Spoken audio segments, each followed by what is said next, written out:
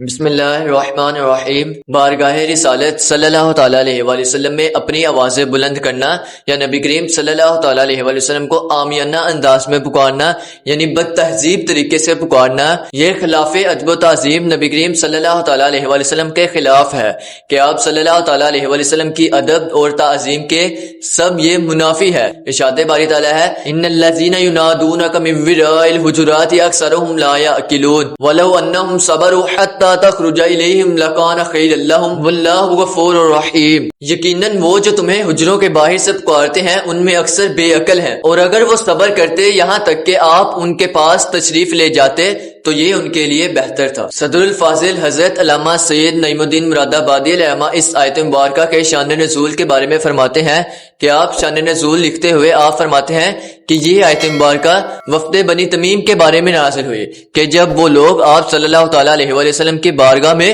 دوپہر کے وقت حاضر ہوئے کہ جس وقت آپ صلی اللہ تعالیٰ علیہ وآلہ وسلم آرام فرما رہے تھے، آپ صلی اللہ تعالیٰ علیہ وآلہ وسلم سو رہے تھے، اس وقت وہ آپ کی بارگاہ میں حاضر ہوتے ہیں اور وہ آپ صلی اللہ تعالیٰ علیہ وآلہ وسلم کے حجرے کے باہر ہی کھڑے ہو کر انہوں نے پکارنا شروع کیا، انہوں نے آوازیں لگائی تو آپ صلی اللہ تعالیٰ علیہ وآلہ وسلم ان کی آوازوں کو سن کر آپ باہر تشریف لائے۔ تو اس واقعے پر یہ آیت مبارکہ نازل ہوئی کہ اللہ تبارک و تعالیٰ نے فرمایا ان الذین ینادونک من وراء الحجرات اکثرهم لا یعقلون، کہ وہ جو تمہیں حجروں کے باہر سے پکارتے ہیں ان میں اکثر بے عقل ہیں، وہ جاہل ہیں۔ کہ وہ لوگ جو وفد بنی تمیم سے آئے تھے انہوں نے آپ صلی اللہ تعالیٰ علیہ وآلہ وسلم کا انتظار نہ کیا بلکہ آپ کے حجرے سے باہر ہی آپ کو پکارنا شروع کر دیا۔ ان کے بارے میں آیت مبارکہ نازل ہوئی کہ جو آپ کو باہر سے پکارتے ہیں ان میں اکثر جاہل ہیں، وہ بے عقل ہیں۔ اور اس آیت مبارکہ میں ان لوگوں کو ادب کی تلقین کی گئی۔ آپ صلی اللہ تعالیٰ علیہ وآلہ وسلم کی بارگاہ میں اگر حاضر ہونا ہے تو اگر آپ آرام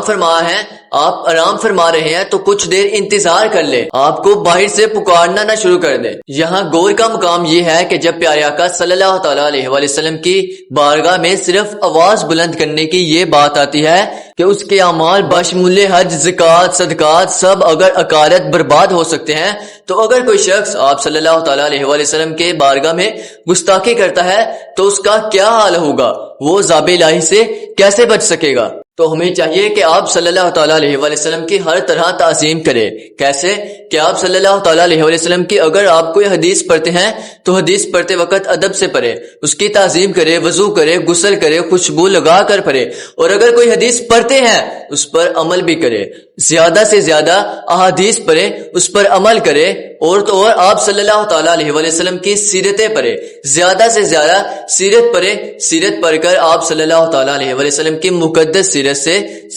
زیادہ فیض یاب ہوں اور اس پر عمل کریں۔